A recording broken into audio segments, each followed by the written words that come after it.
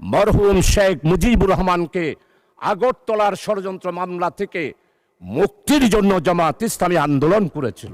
জাতি জামাত ইসলামীকে ইতিহাসের কাঠগড়ায় এইবারের নির্বাচনে আনুপাতিক হারে ভোটের সংখ্যার দিক থেকে জাতি আমাদেরকে স্বীকৃতি দিয়ে দিয়েছে আমরা যে দেশপ্রেমিক, আমরা দেশকে ভালোবাসি, দেশের মানুষকে ভালোবাসি।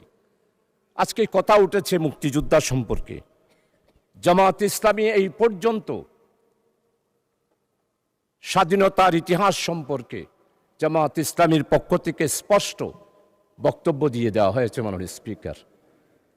তাই এই মহান সংসদে মেহেরবানি করে দয়া করে অতীতের ইতিহাস নিয়ে বর্তমান এই জামাত ইসলামীকে বিশ্লেষণ করে জামাত ইসলামীকে দোষারোপ করার চেষ্টা করা আমার মনে হয় মোটেই ঠিক হবে না। কারণ হচ্ছে জামাত ইসলামের ইতিহাস হচ্ছে যেইখানে গণতন্ত্র নস্যাৎ হয়েছে সেইখানে গণতন্ত্র উদ্ধার করার জন্য জামাত ইসলামী আন্দোলন করেছে।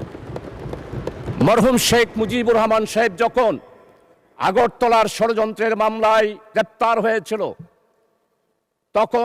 তখনকার জামাত ইসলামী পাকিস্তান ডেমোক্রেটিক মুভমেন্টের মাধ্যমে মরহুম শেখ মুজিবুর রহমানকে আগরতলার ষড়যন্ত্র মামলা থেকে মুক্তির জন্য জামাত ইসলামী আন্দোলন করেছিল। শুধু আন্দোলন নয় মাননীয় স্পিকার, আমাদের সাবেক আমির জামাত বিশ্ব ইসলামী আন্দোলনের নেতা, যিনি তৎকালীন পূর্ব পাকিস্তানের স্বাধিকার আদায়ের জন্য 1962 সালে বক্তব্য দিয়েছেন, 1966 সালে বক্তব্য দিয়েছেন, 1948 সালে বক্তব্য দিয়েছেন।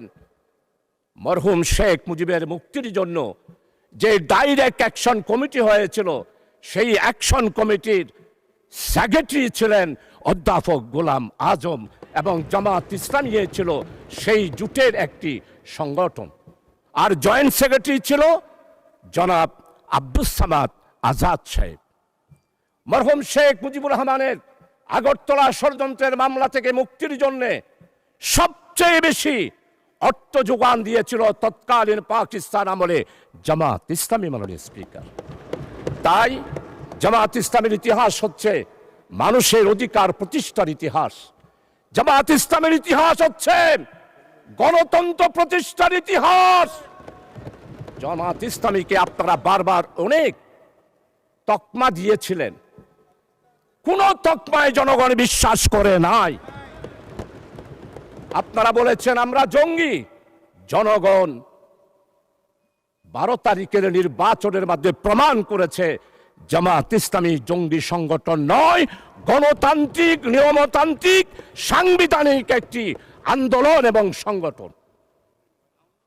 মাননীয় স্পিকার, জামাত ইসলামীর গণতান্ত্রিক ইতিহাস অনেক সময় লাগবে।